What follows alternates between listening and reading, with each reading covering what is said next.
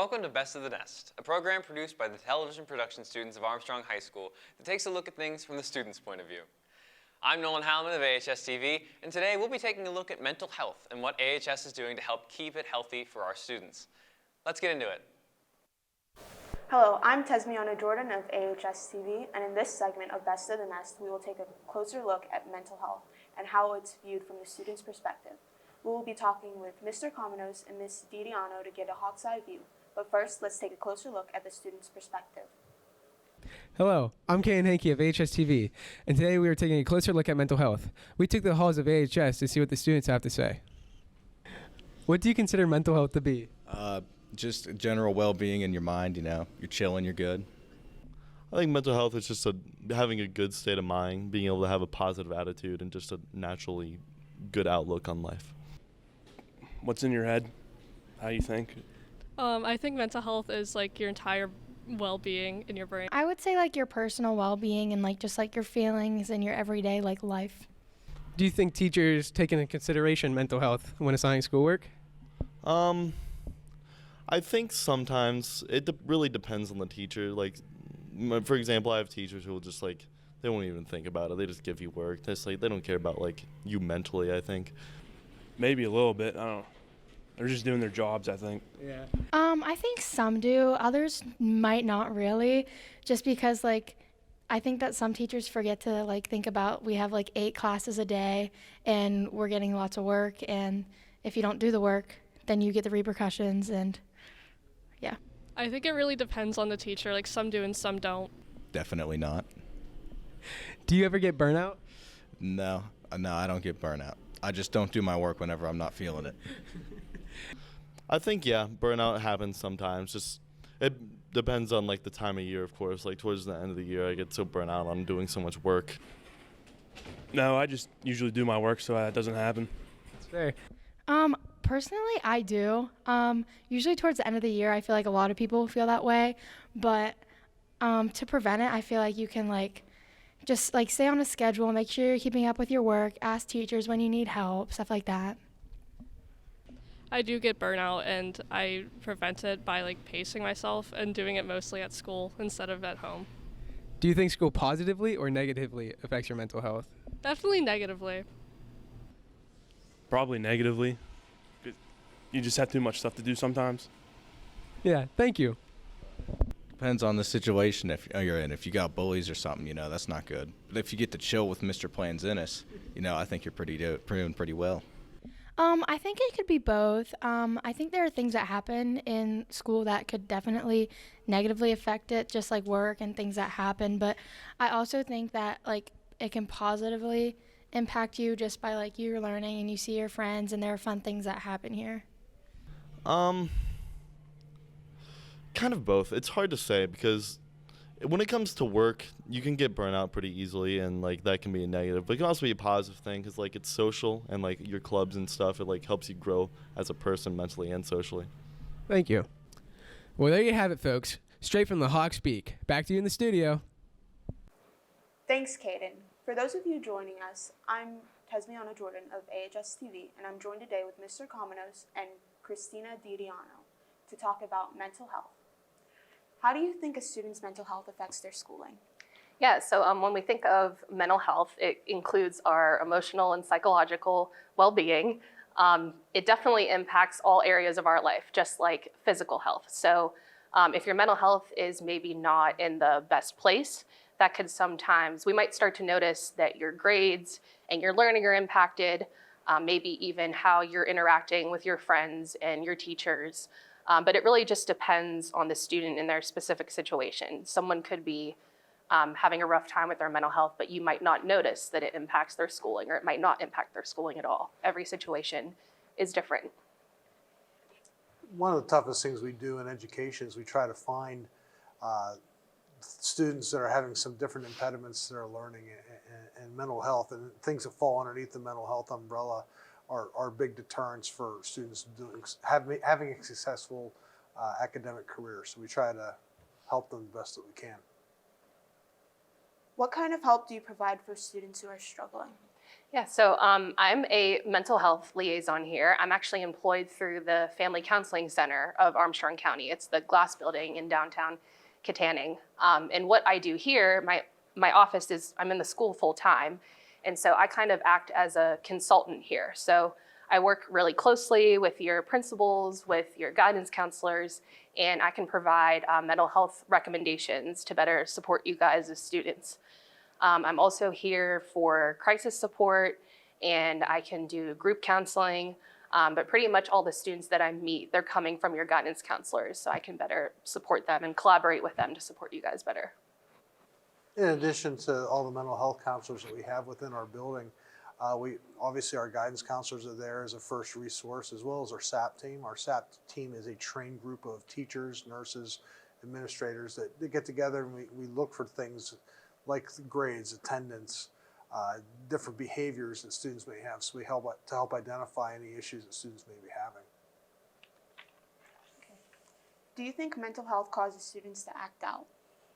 I think it's a possibility. I think we have to be careful with that word causes. I think when we think of mental health, it's how we feel, how we think, and how we act. So again, if our mental health is not in the best place, that might negatively impact how we interact with people at school, or it might negatively impact our behaviors at school.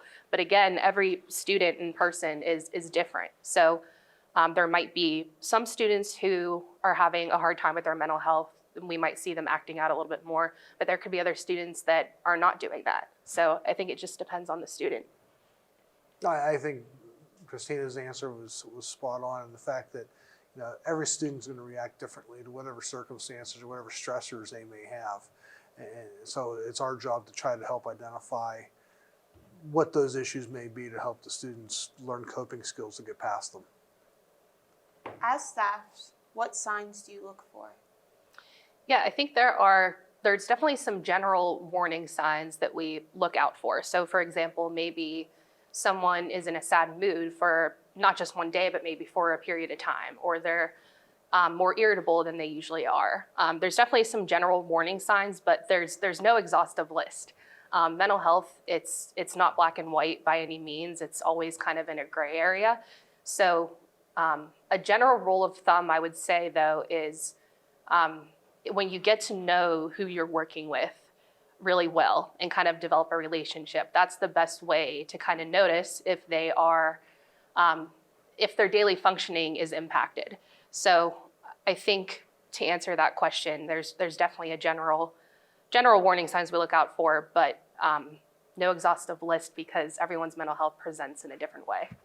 And I agree with that. And I think the biggest thing is that those notes from the teachers, we start to see drops in grades or changes in behavior. Sometimes those are warning signs, but those relationships that teachers have with students, they're going to get to know them a lot better than a principal, for example, or a guidance counselor maybe only sees them a few times a year. Somebody that sees them on a daily basis, even friends. The nice part about our student assistance program is the fact that our students can make a referral as well on a student. My friend's really going through this. Could you take a look at them? Describe their behaviors, and so we can combat it and have a conversation with them and say, what can we do to help you? What techniques do you apply to helping a student with their mental health? I think something really easy that students can do on a daily basis to take care of their mental health is just practice self-care, incorporating that in your day-to-day the best that you can so you can prevent stress and burnout to the best of your ability. But other techniques, I would just say valuing yourself, respecting yourself, not giving yourself a really hard time if you notice that you're struggling, because mental health is just as important as physical health. Just like if we were to break our arm, we're going to go to the doctor and we're going to get some help. So it should be the same thing with your mental health. If you're struggling, the best technique and the best recommendation I have is to not be hard on yourself and to definitely reach out for support because that's normal. Also realize you're not out there alone. I mean, a lot of times as students, as humans, we put ourselves on an island, especially when we're going through something, and not everybody realizes that we're going through something, but you feel like you're out there by yourself. no one's ever alone. Talk to somebody. Reach out to somebody. Let other people reach out and help you. People want to do that for you. It's human nature. What advice do you have for students dealing with burnout? It's a good question, especially this time of the school year. I feel like you guys with the school year wrapping up and having finals and projects and stuff, it's definitely a good time to ask that question. I think the first thing to do is just kind of taking a pause, taking a step back from everything you have going on. Maybe do some reflecting, see if there's any stressors that someone can help you problem solve, see if you're getting really stressed because your schedule is just too overwhelming.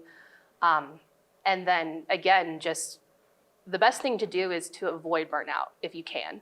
So being really intentional about practicing good self-care throughout your school day, throughout your week, so you can kind of manage your stress on a daily basis. Because when we have too much stress, that's when it can lead to burnout and kind of impact you physically and emotionally. And I'd also throw in like just physical exercise. Go for a walk. You know, while you're on that walk, reflect on what's going on and think about things that are positives, and you know, actually design a plan for yourself on how to combat all the things that you feel you have coming up, and maybe prioritize. You know, one of the things I enjoy myself is just taking the dog for a walk and just kind of shutting my mind off even. Those are all good stress relievers. What do you think stress tends to do to affect a student's mental health? Well, I think stress it's normal. It's a part of our everyday. Like, I think it's normal to have some general stressors or a little bit of stressors, because it essentially can kind of keep us motivated to achieve our goals, to get things done that we need to do. But when stress is happening too frequently, or if it's really intense and overwhelming, or it lasts for a really long time, that's when it can definitely start to impact your mental health. And sometimes even lead to depression and anxiety in some people. So again, just being really mindful of taking care of yourself, so you can avoid that burnout. But taking breaks when you need it too. And again, asking for help. Don't be afraid to ask for help if your stress is too overwhelming to the point where you just don't know what to do. That's what we're here for. Another trusted adult would be good to talk to as well. I'd also add that sometimes grit and determination have a lot to do with it too. You know, sometimes it is just a matter of just overcoming and just getting through it and putting your best foot forward in order to achieve something. But the stress will definitely get to you in a negative way if you allow it to. As you've seen, therapy dogs have been implemented into both West Hills Intermediate and Lenape Elementary. Do you think therapy dogs help provide a positive outcome for students? Definitely. I'm so excited that they're in our school district. I got to see one day when I was walking in the hall here, so that was fun. But yeah, I think pets in general, like sometimes when I talk to students and we're talking about coping skills or things that they can do to feel a little bit better, a lot of them mention their pet, spending time with their pet, because they're just very soothing. They can help release those like happy and calm chemicals in our brain. And I think in the school environment, just because a lot of people love dogs so much, it can just overall improve your mood. Maybe it could help you focus, be a little bit more engaged in your lesson that you're doing that day in class, motivate you to come to school more. So I think overall, in general, they have a really good outcomes, and I'm excited to see what they do here with the students. And my wife and I are huge dog lovers, so you know, anytime you can get a dog just to curl up with you, or you know, hate to say it, but get in your face a little bit, it's not a bad thing. It's very happy. Yes. Like, it'll help lift students' moods. Exactly. What should I do if I'm worried about a friend or a relative? Yeah, I think if you feel comfortable, like if this is someone you're close with, maybe just something as simple as checking in with them and asking if they're okay.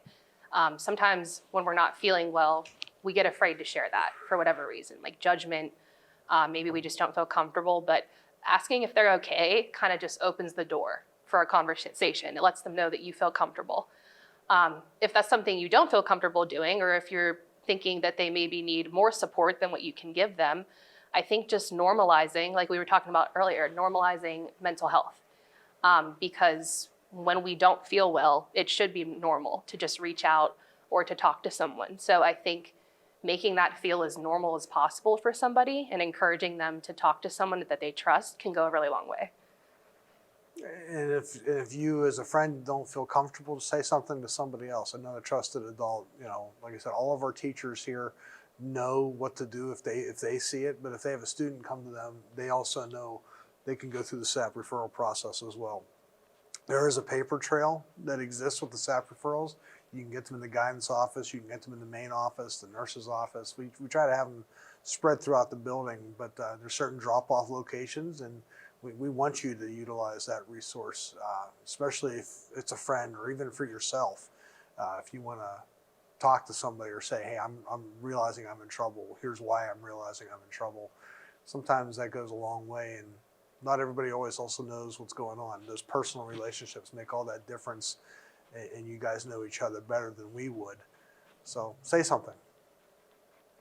The main point is just say something. Say something. Yeah. Anything.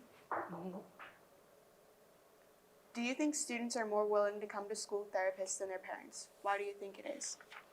I think that just depends. My hope is that any student that I work with is going to have at least one or two trusted adults that they can turn to if they need something. I think, though, it depends on the individual. I think we're always going to feel comfortable talking to someone that is the least judgmental, not very critical, kind of kind and open. And so I think whether that's your therapist or a teacher at school, a principal, whether it's your parent or guardian, as long as you're talking to someone, that is the main thing that I care about. So I think it just depends. I'd like to think that they're always more comfortable. Sometimes kids don't want to talk to their parents because they're their parents. They don't want to let them down. They don't want to disappoint. They don't want to show weakness, for that matter. And a lot of people feel that way about those around them in general. So sometimes there's a stigma that goes with mental health, and they think it's a bad thing, but it's really not. So every now and then, you'd be surprised at the number of people that see therapists for a variety of reasons. I know for me, I tend to open up to people I don't know a lot easier, because it's like there's not that personal connection of, oh, these people know what I've been through. Yeah, no judgment. Yeah. Yeah. Do you think mental health days are important for students? Sure. I think one good thing about being in a school is that there's some built-in breaks throughout the school year, which is really nice. But I think mental health days, within reason, can have really good benefits. So as long as you're focused on rest and kind of recharging, they can have really good benefits and be really good for you. I think we shouldn't use a mental health day to avoid any problems or challenges we're having at school, because that can sometimes just make your problem worse and lead to more anxiety. So if the mental health day is every once in a while and you're being really intentional about when that day is so you can rest and recharge, I think they can have a lot of great benefits. That's a tough question for me to answer, because we have mandatory school attendance laws, and we start to get judged individually as well as at school based on students coming to school. I believe the number is about 1 day a month, which is a typical sick day type status. So, the mental health can cause the physical health to deteriorate as well. So I wouldn't be opposed to it, but like Ms. Didiano added, you got to pick and choose the times. You can't just use it as an avoidance technique. You can't just say, I'm stressed out, I'm not coming to school today. You have to have some of that grit and determination that I mentioned earlier, but just think about when I'm not there, more things are adding on, and my job just became that much more difficult. I know when I take a day off, no one's doing my work necessarily for me. Mr. Lurigan, Mr. Toy, that work just continues to build and build and build. So that adds to the stress levels there as well. And what are some of the general outcomes for mandated reporting? Yeah, I think it depends on each individual situation. So pretty much every adult is considered a mandated reporter now. So what that means is that if we're around a kiddo that we think their safety is at risk or something like that, we're required to make a report. And where that report goes is that it's sent to the local children and youth agency in Armstrong County, and then they investigate that report. So when you ask kind of what the general outcomes are, it really just depends on the results of their investigation. But I will say is that the goal is always for safety, just making sure everyone in the family, the kids included, are safe, and making sure that they have the supports they need if they're not being safe so they can get to that safe spot. I think you're also concerned about, are you going to tell my parents this? And a lot of times you want your parents to know. As a parent myself, I want to know what's going on with my child. There was an instance in my life where I wish the school would have told me more about something that was going on with one of my children, so that I can help combat what was going on and help them through whatever situation it was. I found out about something way too late, in my opinion, and I wish they would have told me sooner. And I had a discussion with that principal. I said, if you'd have told me this, maybe we could have headed this problem off. But they kept it to themselves, and that was a bad decision in my opinion. I'm sure they had their reasons for doing it. So I always caution that I'm going to tell the parents a lot of things in order to help their child out the best that we can, because they care. Parents care. If they didn't care, they wouldn't be parents necessarily. I think as mental health providers too, we're required. So for kids, at least when kids see me, like when they're over 14, they can give permission to see me on their own. If they're under 14, I have to get permission from their parents. But regardless, just across the board, like if someone mentions something to me where I think their safety is at risk, like that's my number one priority, because I don't ever want to see anything happen to any of you guys. So we're always going to be telling your parent or guardian, just so you guys have some extra eyes on you. Why do you think summer vacation positively impacts a student's mental health? So we talked a lot about self-care and those built-in breaks, and I think summer break is exactly that. So it gives you guys a chance to get alleviated from some of the stressors and pressures of school. It gives you more time to catch up on sleep, which is really important. Sleep impacts so much of your mood. So catching up on sleep is great, being around friends and family, staying connected, getting outside, getting some sunlight is really great for your mood. And also just with the weather being better in the summer, a lot of people are doing more physical activities and exercise outside. So it's a great time to take a little bit of a break. But I do think there are some students that probably miss the structure of school and miss certain things about being at school over the summer. In addition, just thinking of our professional staff, we need a summer break as well. I mean, the grind of 180 days of school can be taxing on everybody. It's good for everybody just to take that moment and recharge and refocus and re-energize, and let's get back at it, guys. Thank you, Mr. Kamenos and Ms. DiDiano, for joining us today to get the Hawk's Eye view on mental health. Until next time, I'm Tesmiana of AHS-TV. Keep on soaring. You may show up to IUP unsure of your major. Know this: you'll never be referred to as undecided, but instead as an explorer, encouraged, mentored. Without losing time toward graduation, explore your options, then choose a major. Exploratory studies at IUP. Get to the best version of you. Well, that's our show for this week. Best of the Nest is a production of the students enrolled in television production courses at Armstrong High School. Join us again next time for a look at some of the unique things happening in and around Armstrong High School from the students' point of view. Until then, from our nest to yours, have a great week.